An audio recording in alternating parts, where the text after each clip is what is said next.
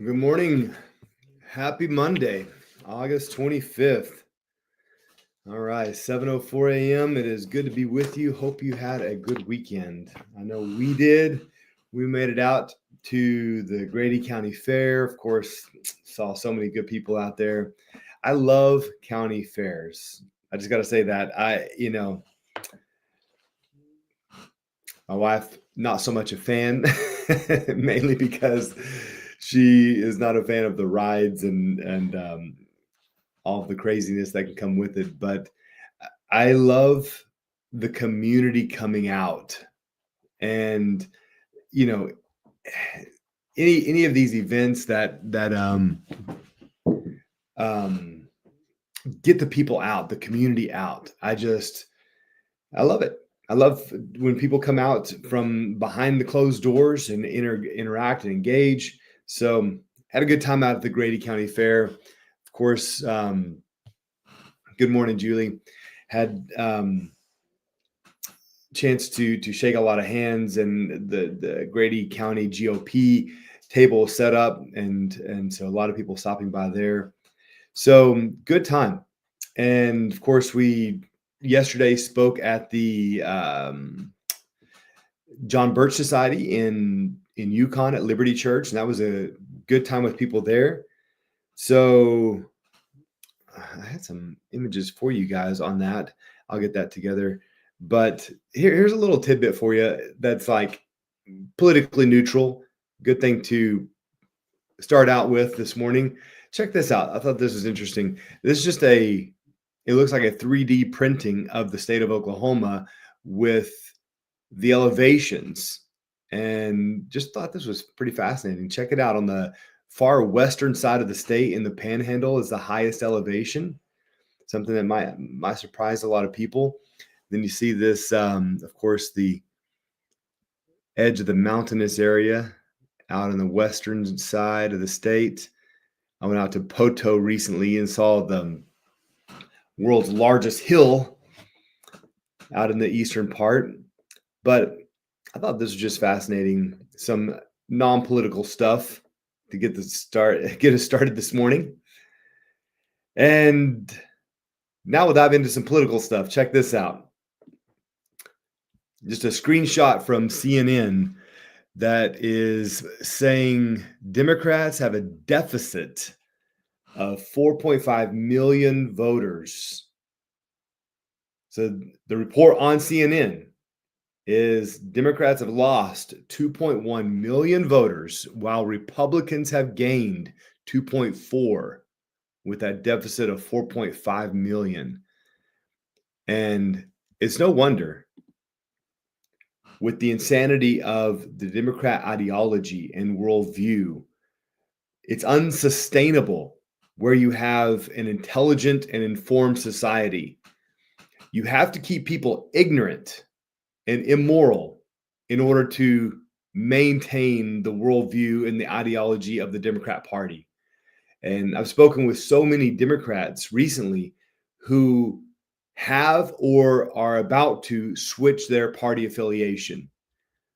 And it's simply because, like you've heard, like we've all heard for so long, the Democrat Party has left them. So it's no longer about the roles of government and taxation issues. It's now a matter of, are we going to call boys boys and girls girls? I mean, that kind of basic insanity. So it's not sustainable. And now we're seeing the repercussions of that. This was a mom out in Fairfax County that I thought was great. And it highlights why so many are leaving the Democrat Party. It's her concerns surrounding her son coming up on the age of sending him off to school. She's wrestling with this question of, should I hand him off to these lunatics? Well, just take a listen to her. Kaylee Weichbrot. I'm a mom of two in Fairfax County. This is my oldest. And my husband and I have a difficult decision to make this fall, as he is approaching preschool age, and we are faced with the decision of whether or not we are going to put our child in public school system where Fairfax County has decided to move forward with instituting gender studies in elementary school. Despite having done a study group, a focus group in the community to see if parents even wanted this. And when parents said no, the board voted 16-0 and said we're moving forward anyways.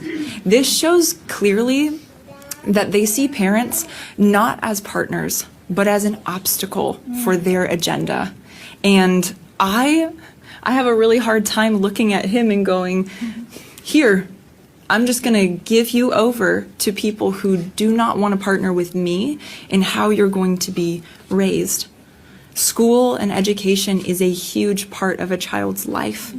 And early childhood is supposed to be filled with exploration and creativity and fun, not debating issues that are for adults to handle.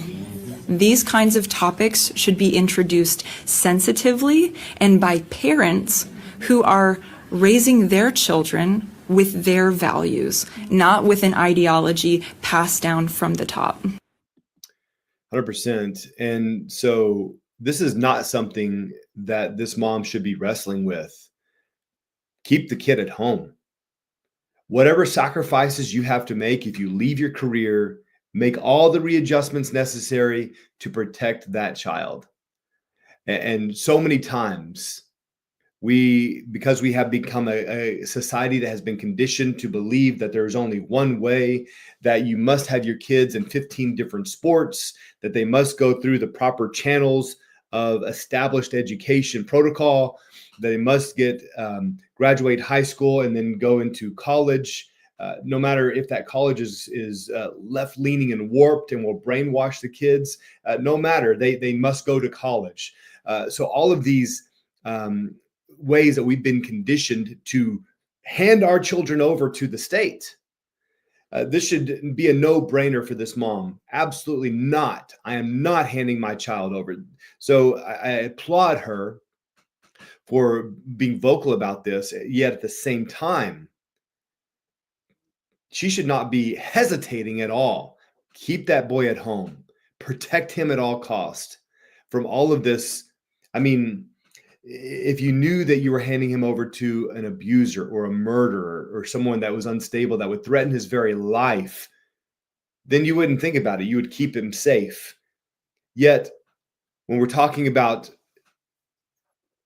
those that would change, that would want to influence their fundamental worldviews, then okay, I guess it'll be okay. I guess all the other parents are doing it, so I'll do it too. No, in a situation like this, absolutely you keep your child at home and protect that child or those children at all costs. Don't get sucked into thinking that there's only one way. This is why that I am a huge advocate of and will always protect homeschooling and the right in Oklahoma to homeschool. We homeschool our daughters, and not saying it is the only way. I know there are some good public schools out there with some good school board members and good superintendents and good teachers. I think they're getting harder and harder to find, but they are out there. So I don't want to throw all the public schools under the bus. That we need massive reform in public schools.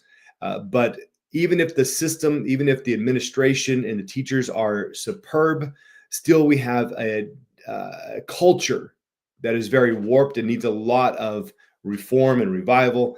And we have chosen to protect our daughter, to protect the sensitivity of her mind and her soul. And so even though she might get a great education academically, life is bigger than that. And we have chosen to protect these other areas of our daughter. And it's just unfortunate that we are living in a very humanistic, secular, humanistic world. On the way to church yesterday, the ballparks were packed. The ballparks were packed. Now, I don't want to get over religious. I know that some people go to church on Saturday Some people may go to church early on Sunday morning, and so or Sunday night, and may worship in a variety of different ways. But I know this, that 50, 60 years ago, you didn't see this. And so there is a massive shift in our culture that kind of sets God on the back burner. Church attendance is very low right now, and yet the ballparks are full on Sunday. So all these things are indicators of where we're at as a culture, what we are prioritizing. With superstars like I have a hard time even recalling her name because she's not part of our life. Who is the popular singer? um, oh, it's funny. It shows you how much that we engage in kind of pop culture. Um, I'll think of it in a minute. But you have all of these superstars that we are allowing to influence our children, even faithful church attenders. You find out Taylor Swift is who I was trying to think of. Taylor Swift has no influence on our lives or our families. I only know about her because of the news. Do not listen to her music, and we try not to listen to any music that comes from a godless worldview. And that's just a stance we make in our own lives and what we make with our children. And so many parents don't do that because then those children go, like our daughter goes to dance, and she goes to dance and she's around all the girls there that yeah, I got it, Roberta, thank you. She goes around all the girls that are familiar with all of the most recent trends and music and movies, and my daughter can feel left out. And so we've got to bring her in and encourage her. And some would say, well, you're not really socializing her. No, meet my daughter at any meeting we go to, political meeting, and she will be the light of the room. And she'll be there looking into grown-ups in the eye, shaking their hands, engaging with them, leading them, praying over them, helping them buy merchandise. She is a leader in every sense of the way at 10 years old. And so these are the kind of girls we are raising. And I'm not trying to, prop me up. I'm just saying that we are prioritizing other things. And I think we generally as a culture, the American culture has opted to prioritize sports and entertainment and the superficial things that corrupt, really. So I applaud this woman, this mom in Fairfax County who's hesitating, although she shouldn't hesitate. But I'm glad that she is hesitating, thinking about, should I do what's culturally expected of me? I would say no, absolutely not. Keep that boy at home, raise him up. Maybe at some point when he's old enough and stable enough, you can insert him back into this vicious, often vicious culture of school, where, man, if your child is being bullied, if your child is being victimized in any way, protect them at all costs. Bring them home under the shelter of love and pour into them. Educate them at home if you need to. If you can't afford a private school, however, oftentimes private schools are just as bad, if not worse, simply because you had kids that are kicked out of public school and then they're going to private schools. Not always, but a lot of times that is the case. So sometimes private schools are just as bad as public schools as far as the culture and the environment. But all that, also, there is that caveat of, hey, there are some great schools, great public schools, great private schools. But if you're in a situation where you do not have that option, man, pull those kids out and homeschool and love on them. You are able, they are able. You will find the potential that is inside of you that you never knew was there. I know that so many parents hesitate to homeschool because they feel inadequate, feel like they cannot give the best education to their kids. Well, I promise you, you can. And also, there's a lot more to growing up and learning and developing than just academics. Academics are critical, very important, but not at the expense of one's soul. And so I would make sure your child has that moral base, that critical understanding of who they are. And Man, we need more parents like this one I just showed you that is stopping to say, should I? That's the question you should be asking. Here's another Californian, and I'm saying this because I pointed to this stat that I showed a minute ago with the decline of the Democrats, a deficit of 4.5 million voters, and there's a reason for that. And here's a Californian who is talking about how the state of the Democrat Party has become unpalatable. I don't understand how anyone would vote for Gavin Newsom. He's like clearly a sociopath and has, I was thinking about this today, imagine rising to the position of governor of California, the sixth largest economy in the world, one of the most beautiful places in the world, and having your legacy be that you created a crime-ridden, bankrupt shithole. This place had a surplus 2 years ago. So that would disqualify, like Gavin Newsom would not be employable in the private sector with that kind of performance. But these people continue to vote for this stuff. And I've thought about leaving multiple times, but I love it here. I don't want to. So I hope that this disaster might change things and wake people up. In 2016, I was like an anti-Trump person and was very upset when he was elected. And then I've changed tune very quickly after seeing him being smeared unfairly, seeing media coverage that's taken out of context, edited. The same standard doesn't apply to any Democrat politician like Gavin Newsom, who had an affair with his best friend's wife, who was his campaign manager. I don't know what else somebody could do in terms of character, and all of Biden's stuff. It's like the worst president in the history of this country, and the most corrupt. It's like a criminal. He is a criminal. And Democrats are waking up to it. It's amazing what we're seeing out in, hey, all we need to do is let individuals like Gavin Newsom do their thing. They expose themselves, and he puts on a different mask depending on who he wants to appeal to. He has no center. He's a hollow log, a cloud without rain, like the Bible describes them. So let them just expose themselves. And then you're seeing those who used to support him and the Democrat Party are saying, wait a minute, this is way too far. Okay. And they're starting to leave. I met two people. They were at the meeting I was speaking at last night, and a husband and wife. They had recently moved from California. They'd been in Oklahoma for 3 years, and they just said it was unbearable. You cannot stay there any longer. So people are waking up. Those in the Democrat Party are waking up, and it's exciting to see. Pastor Mark, good morning, and said, I'm all for Trump using his federal authority to clean up D.C. However, what are your thoughts on him trying to use the National Guard to address crime in cities like Chicago? I'm very concerned about that, honestly. I agree. I think that his move in D.C. was appropriate and necessary, but it must not be a precedent that that Trump now believes he can use this type of federal authority across the nation.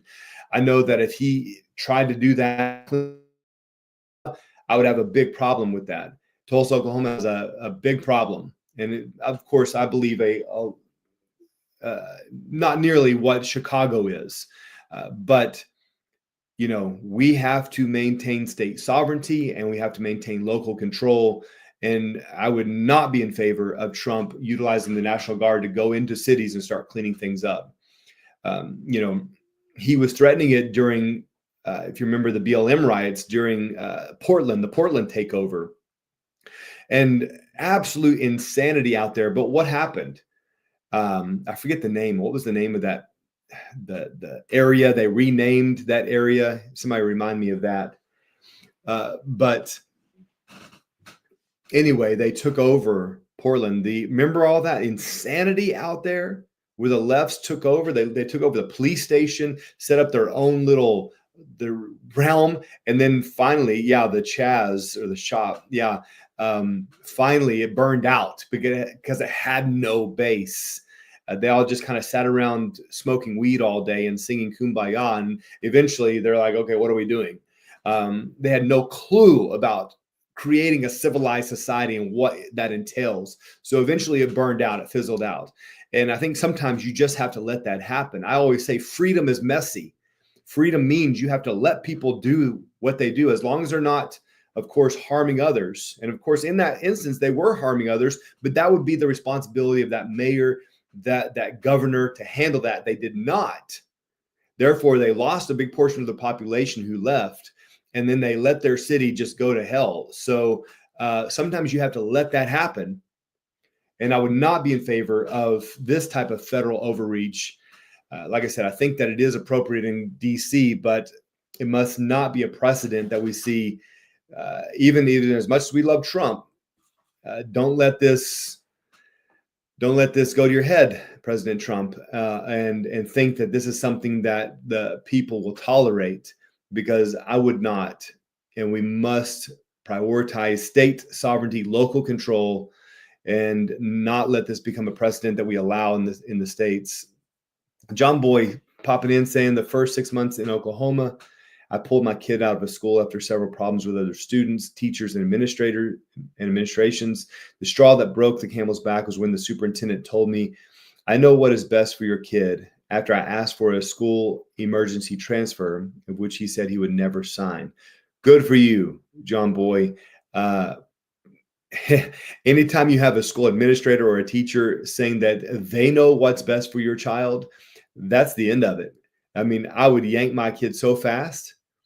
I would like to do a lot more, but sometimes you just cannot convince someone who thinks according to a different worldview. And so the best thing to do is simply to walk away. I believe that's why Jesus told his disciples that sometimes you have to knock the dust off your feet and walk away. They're not ready for salvation. They're not ready for the truth. So if they're not ready for it, you got to walk away. So good for you. I would do the same thing. And that's why, again, we must emphasize, well, first of all, I would like to see the school board elections move to November in the general election, so we can get the right people on our school board. And the people on our school board need to really represent the parents. And if they're not representing the parents, then it becomes very upside down. And so many times in the school, we see the school board really subservient to the superintendent. And the superintendent should be directed by the school board, I believe. And which means the school board is directed by the parents. And so you have this bottom up influence over the school system. That's the way it's set up. But so many times the superintendent begins to dictate to the school board what actions they should take. And it just becomes inverted, this top down power structure. So a lot of work to be done, but hey, it's easily corrected.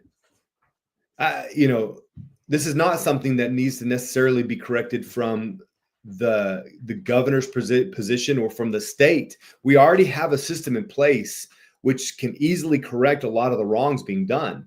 But it just requires the people to engage. It requires the people to show up and vote.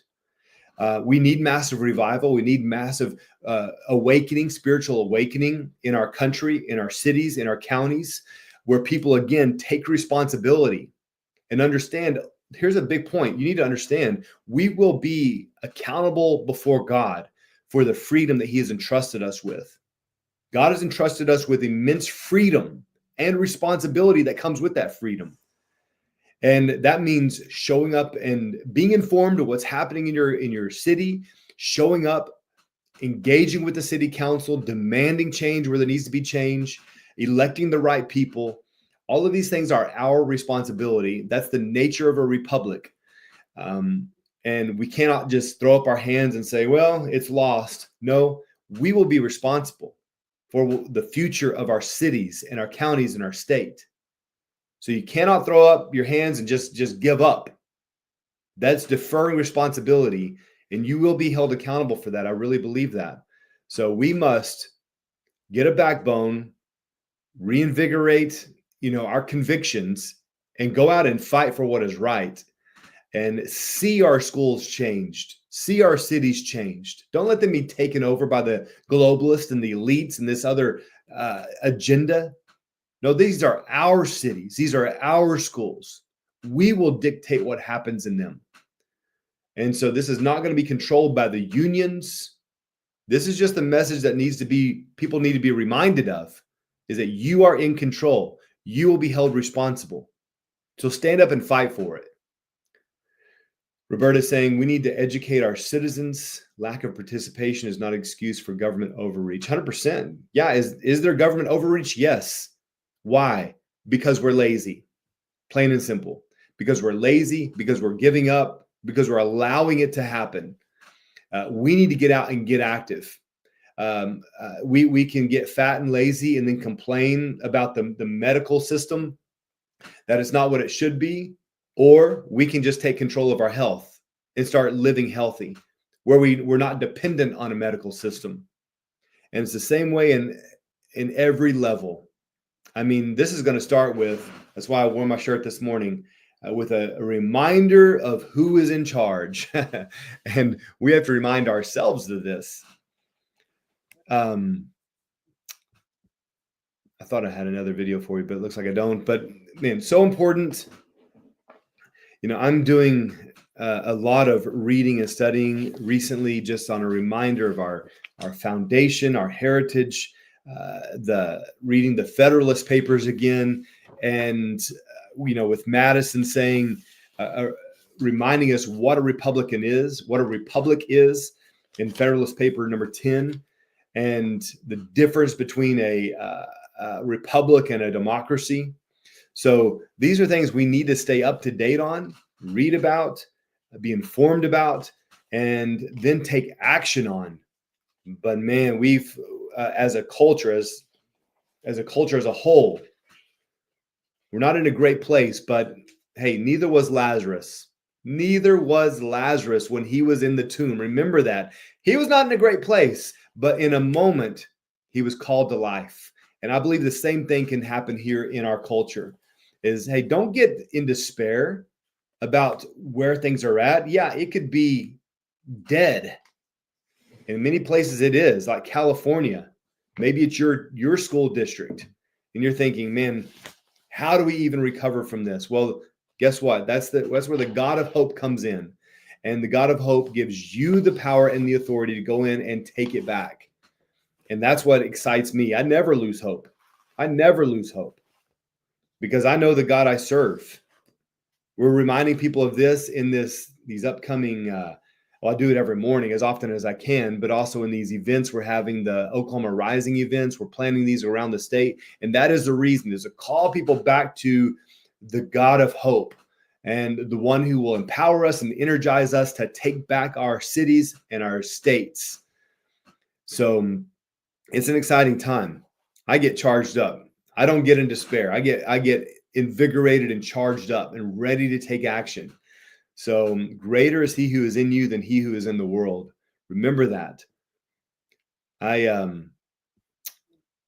We have some more places. I'm going to go to Tulsa on Tuesday, and I have a meeting with several pastors out in the Tulsa area.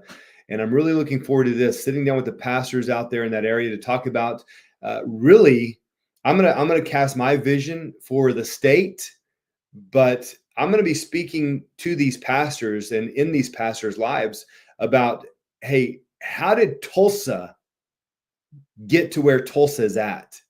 With the mayor they have, with the leftist liberal policies we're seeing instituted, I have to put responsibility on the pastors.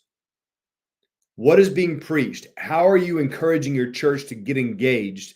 Do not lose a city like Tulsa, that some have called Tulsa-Jerusalem, right? Because it's been a hub of faith, a hub of revival, and now we're seeing this massive swing with a leftist takeover, really, in Tulsa. How did we get to this place? And all I can say is that we have isolated, the churches have isolated themselves and insulated themselves, so afraid of keeping the world out that we haven't gone into the world. We should be influencing the policies.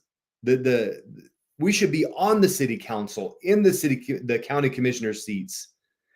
I mean, we are deferring this to to the leftist, to the worldly secularist, the humanist, the godless to take it. And I'm not promoting here. I'm not saying or promoting a Christian nationalist agenda. I'm not saying that at all. Where we are coming in to establish Christianity as the supreme religion of Tulsa or Oklahoma. Not saying that at all. I'm just saying we as Christians should have enough conviction to get engaged, to own businesses, to influence what's happening in education, to influence the city council or run for city council or run for mayor. That's what I'm saying. So that we have righteous laws and righteous policies. So, and you can have righteous laws and righteous policies without saying in Jesus' name. Okay. I believe that we must maintain freedom for all. The purpose of our republic is to maintain freedom for all. But that atmosphere of freedom is the atmosphere where the church should be at the forefront. We should be leading the way, taking over.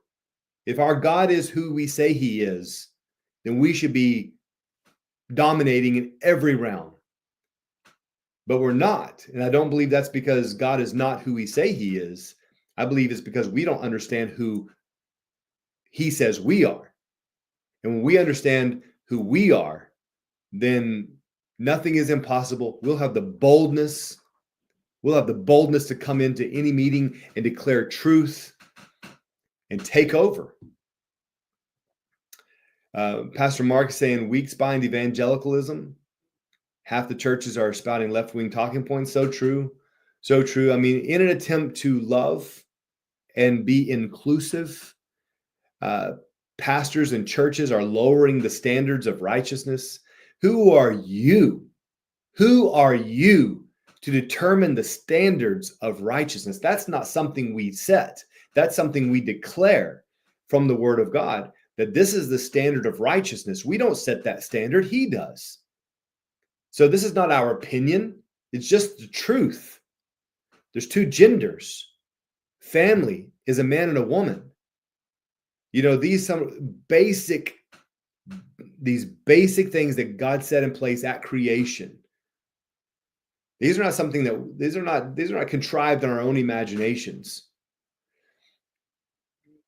So totally agree, Mark. We need pastors with spines, and it really doesn't really take even a lot of courage to speak the truth sometimes. I mean, in a church, it just takes surrender. I would say it takes surrender, dying to yourselves. Maybe that does take courage. It does. But once you die to yourself, you find all the courage you need. I truly believe that. When it's no longer about preserving your own life and you're worried about what people think about you, then it's easy to declare truth. But we've got to get back to that insanity, back to the sanity, not the insanity. And that comes with understanding and declaring truth. So we're going to see revival in Oklahoma. And thankfully, we have a great foundation. We need to build on that. There's some things that need to be uprooted, some things that need to be torn down, some things that need to be overthrown and destroyed, according to Jeremiah 1:10. But also there's things to build and to plant. And I'm excited about that day of building and planting good things here in Oklahoma. Well, I see at 34 minutes, and I don't want to go on too long this morning. And I've got a long list of things to do. It is a busy time with the campaign. So I appreciate all of your prayers and your support. If you want to find out more, go to jakemerrick.com, or sorry, jakemerrickforgovernor.com, jakemerrickforgovernor.com. Find out more about me. Reach out to me. Yeah, John Boyle, I agree with what you're saying, that love is not giving into what is earthly. Love is saying no and being firm on what the Bible says. 100%. That's what love is. Love is, and it's not condemning the world either. Jesus said, I didn't come to condemn the world, but to save it. And so we're not here to condemn people, but to point people to the truth. That's love. And that's not saying come in and be who you are. It's saying forsake who you are and come be who God can make you to be, which is righteousness and holy. So there's this great invitation for everyone to come and be changed. Even I need to be changed. So a call for a homosexual to come and be changed is no different from me coming in and being changed. We all have been warped by sin. And so the call to come and allow him to change us applies to all of us. I'm no better than the worst criminal out there, but by the grace of God. So I understand that, and I am full of grace and compassion to bring them in. I'm just not going to lower my standards to go out to them, because my standards are not my standards. They're his standards. I've surrendered my life to live by his standards. Therefore, I go to them to bring his standards to them. Yes, 100%, Mark. We gloss over a lot of things, just like I'm saying how we have idolized sports and entertainment in this world. You point out gluttony, very important point. How we have just kind of excused gluttony. We've allowed it to go on, where now we're seeing people that are debilitated by obesity, not able to be the mom and dad and grandma that you're able to be because of obesity and gluttony. I mean, it wouldn't hurt any of us to go on a little 3-day fast, maybe even fasting weekly, denying ourselves. This is that self-discipline and self-regulation that is needed where there is freedom. Just because you can doesn't mean you should. So we have the freedom to eat whatever we want, and we've taken advantage of that. We need to rein that in and exercise some self-discipline, self-regulation, and then apply that to screen time. I mean, how often do we get sucked into scrolling? I know I have to regulate myself. You get sucked in, even good things. You can find yourself overindulging in social media and political talk. Some of you are like, yeah, that's why I need to go, Jake. Well, I want you to be encouraged this morning and reminded of what is true and what is right.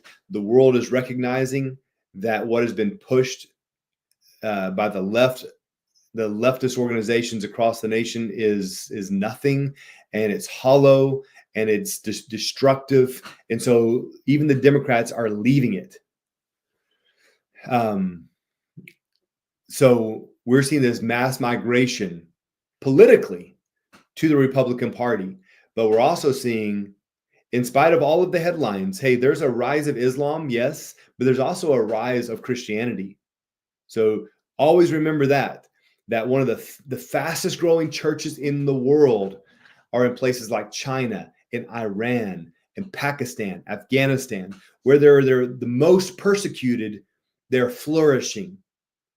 So it could be that maybe a little persecution is needed, because it seems like where there's persecution, the gospel is flourishing. And where there's less persecution in countries like England, it's being taken over. It's being taken over by this radical Islamic ideology. And so be encouraged that the church is growing. It is spreading. Truth is advancing. And, while in a republic, we protect the freedom for all, we protect the Muslim to worship as they want to worship, the atheist not to worship how they don't want to worship. There is the freedom for everyone. But in that atmosphere of freedom, that is where the church should be thriving. And in many places it is, but I think it needs to be and will be more significant as the days go on. So, hey, I'm going to hop off, but God bless you guys. Continue pressing into the truth, being bold, stay in prayer. Hey, fast a little bit, fast and pray. And if you want to find out where I'm at next, we have updated our calendar on jakemerrickforgovernor.com. I've also posted some links in the description down below, so check those links out. And I'm working on some more material, some more content concerning the campaign. But you can find out where I'm at next. I'd love to connect with you. We're having a volunteer meeting in Tulsa tomorrow So that is, let me make sure the date. Yep, that is tomorrow, the 26th. Really looking forward to that, connecting with those who are wanting to volunteer in Tulsa. If you're out that way, I'd love to connect with you and talk to you about how you can be part of this campaign. So yeah, all right, that's all I got. Hey, God bless you guys, and y'all have an amazing day. I'll see you. Hey, not tomorrow. So remember, I've moved from doing these lives Monday, Wednesday, and Friday. I'm going to take some time on Tuesday and Thursday to record for the podcast and doing some other preparations for the campaign, working on the newsletter and things like that. So tomorrow I won't be live, but I will be on Wednesday. So, hey, God bless you guys. I'll see you then.